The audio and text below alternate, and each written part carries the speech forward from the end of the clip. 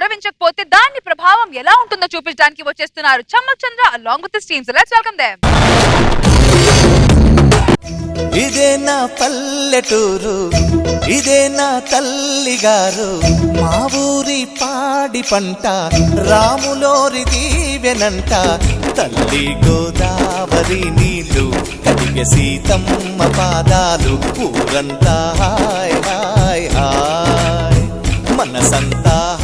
ప్రతి మనిషి సంతోషం కోసం దేశాలు తిరుగుతున్నాడు. అదే మన సూపర్ మార్కెట్ లో వస్తువు ఎక్కడ పడితే అక్కడ దొరకడానికి.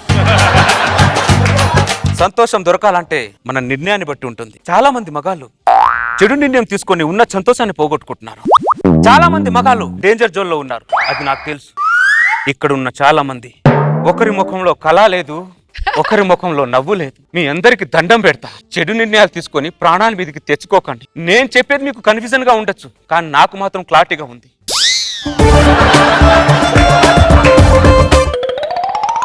బలరాం గారు ఓహో ఉన్నారా? మీకోసం 3 సార్లు వచ్చానండి, మీరు లేరు.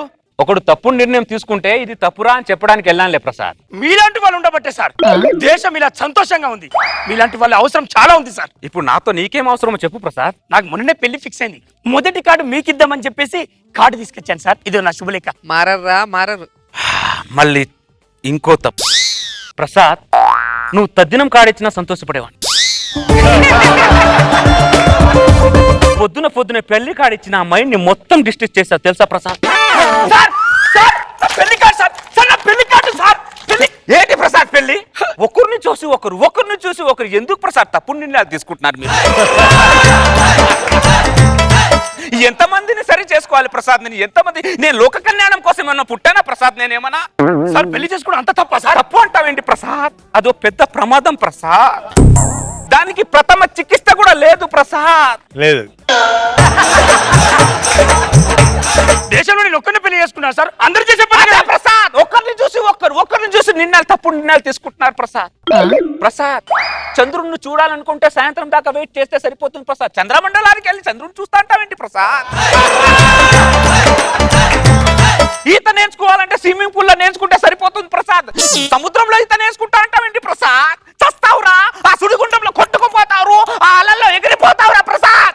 మీరు ఎన్ని చెప్పండి సార్, నాకు పెళ్లి కావాలి సార్. వద్దురా సోదరా, అరే పెళ్ళంటే నూరెళ్ళమంటరా, ఆదరా బాదరా, నువ్వు వెళ్ళెళ్ళి గోతిలో పడొద్దురా. చెడిపోవద్దు బ్రహ్మచారి, పడిపోవద్దు కారు జారి, తాడి కట్టొద్దు కర్మకాలి, ఆలి అంటేనే భద్రకాళి, కళ్యాణమే ఖైదురా. ఎవరు సార్ అతను? సీతారామ శాస్త్రి గారు. ఆయనకి వచ్చారు. నేను మాటలతో చెప్తే ఆయన పాటలతో చెప్తాడు. ఆయన కూడా నాలాగే సంస్థకర్త ప్రసాద్. ఇప్పుడు నీకేమైనా అర్థమైందా? నాకేం అర్థం కాలేదు. అయినా ఏం అర్థాల్సిన అవసరం లేదు సార్. నేను పెళ్లి చేసుకుంటాను సార్. కూర్చో ప్రసాద్. Thank you sir. కొన్ని మంచిలు తెచ్చేయండి. ఇస్తున్నా. కన్ఫ్యూజ్ చేసి పడేస్తా.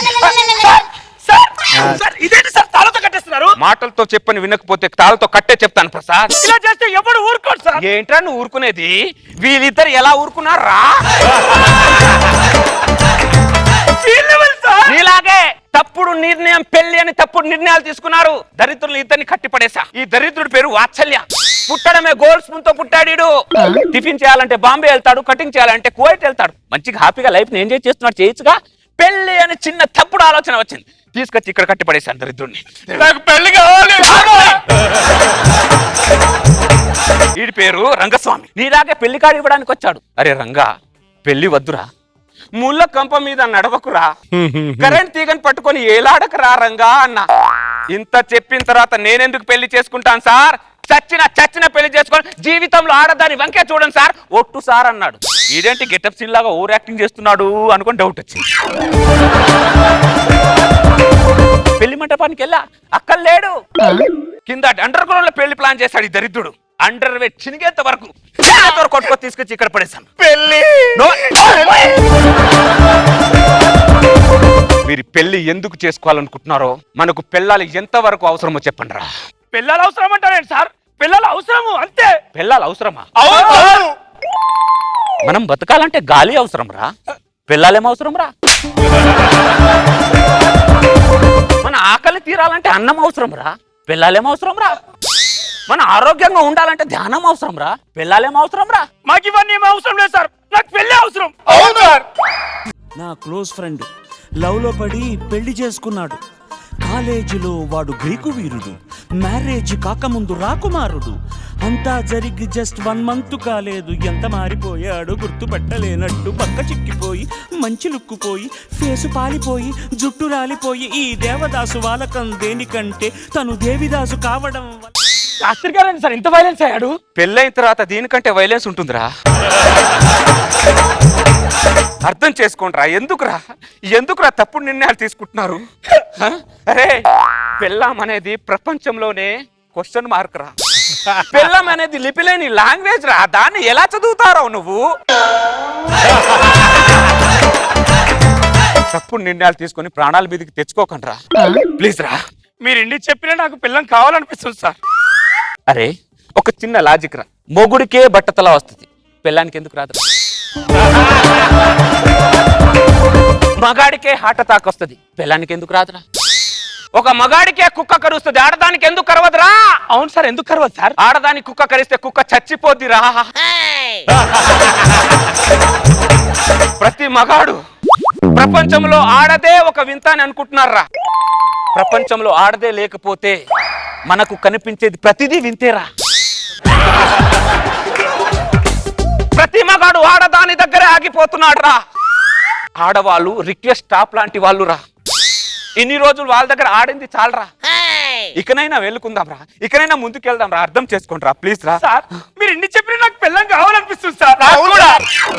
శాస్త్రి గారు మళ్ళీ శాస్త్రి అంటూ గుక్క పట్టి ఏడ్చాడు, ముక్కు చీరుకున్నాడు. ఒక్క చుక్క మందు కొట్టి ఫ్లాష్ బ్యాక్ చెప్పాడు. పొద్దున్న లేస్తూనే తన అందాన్ని పొగడాలి, మరి ఏ పూట కాపూటే తన ఐ లవ్ యు చెప్పాలి. ఏం కోరినా తక్షణం తీర్చాలిరా వరం, భక్తి సామైందిరా. శాస్త్రి గారు సార్ ఇలా కొడుతున్నారు. మాటలతో చెప్తే వినట్లేదు, పాటలతో చెప్పినా కూడా వినట్లేదు, అందుకే చాటలతో చెప్తున్నాడు రా ఆయన. ప్రతి మగాళ్ళం పెళ్లి కాక ముందు 6 pack తో ఉంటాడు రా, పెళ్ళైన తర్వాత ప్రతి మగాడు ఫ్యామిలీ ప్యాక్ తో ఉంటాడు. ఎందుకు తెలుసారా? ఎందుకు సార్? పెళ్ళం పెట్టే టార్చర్ తట్టుకోలేక ఆ బాధల్ని దిగుమింగుతూ పొట్టలో పెట్టుకుంటే వచ్చే పొట్టలు రా ఇవి. ఫుడ్ మింగుతూ ఆ శివుడు విషాన్ని కంఠంలో పెట్టుకుంటే ప్రతి మగాడు ఆడదాని బాధల్ని పొట్టలో పెట్టుకుంటారా. ఆ కైలాసంలో శివుడు దేవుడైతే ఈ భూలోకంలో మగాడే దేవుడు రా.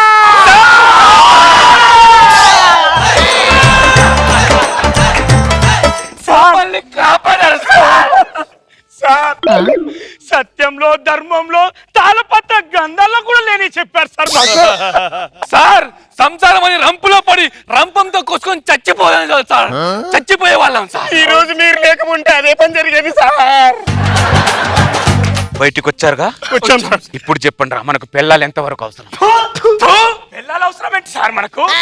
అరే మనకు శాలరీ వచ్చే టైంకి లైఫ్ లోకి ఎంటర్ అవుతారు, వాళ్ళు మనకు అవసరమా సార్? వీజులైట్ల కింద ఉన్నప్పుడు రారు, శాలరీ వచ్చిన తర్వాత వస్తారు సార్. కాలేజీ ఫీజులు కట్టడానికి ముందు ఎవరు రారు సార్. వెరీ గుడ్ రా, నాకు ఒక ప్రతిజ్ఞ చేయండి. సార్ మీరు అడిగితే పానాలు ఇస్తాం సార్. అతిజ్ఞండి.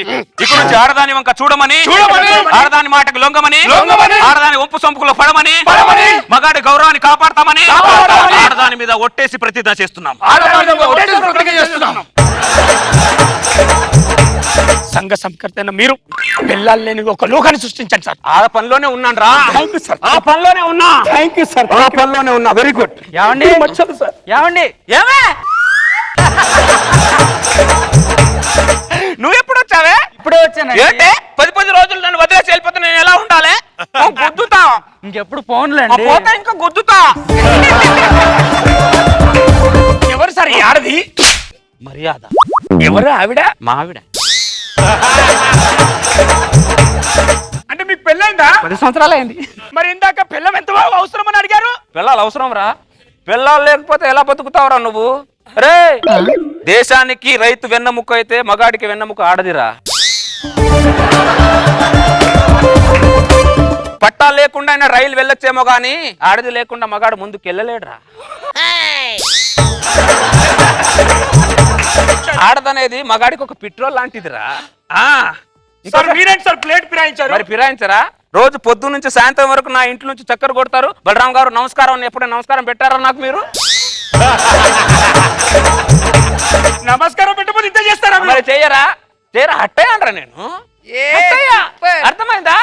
రే పెద్దవాళ్ళని గౌరవించడం ఒక సంస్కారం. ప్రతి నమస్కారం వెనకాల ఒక సంస్కారం ఉంటుంది. సంస్కారం లేనివాడు సంసారం దేనికి పనికొస్తాడా? సచ్చినా కొడతారా? ఎలాంటి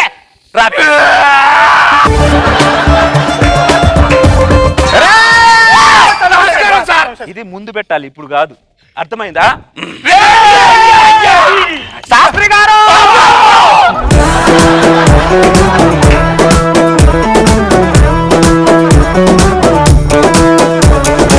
నాగబాబు సార్ చెప్పండి సార్. ఎక్సెప్ట్ క్లైమాక్స్ అంతా బాగుంది. లాస్ట్ లో క్లైమాక్స్ మాత్రమే బాగుంది. నాకు అది తప్ప మిగతానే బాగుంది. ఎంతో గొప్పగా చేస్తున్నాడు. అద్భుతంగా ఉండదు స్కిట్. ఎలాగో ఉండబోద్దని నువ్వు ఏదో ఒక మహాయజ్ఞాన్ని మొదలెట్టావు. ఇది ఇలాగే స్ప్రెడ్ అవ్వాలని కోరుకున్నాను. సో మొత్తానికి మీరు డిసప్పాయింటెడ్ అన్నమాట. పూర్తిగా కాదులే, లాస్ట్ 10% డిసప్పాయింటెడ్. 90% చాలా బాగుంది. రోజా గారు ఎలా అయిపోయిందంటే చంద్రకి లేడీ ఫ్యాన్స్ ఎక్కువ ఉంది, ఎక్కడ మగవాళ్ళు దూరం అవుతారని బ్యాలెన్స్ చేసుకోవడానికి ఇప్పుడు మా మీద పంచులేస్తున్నాడు. అర్థం చేసుకున్నాను చంద్ర, కానీ సూపర్ గా చేసావు తెలుసా, మైండ్ బ్లోయింగ్.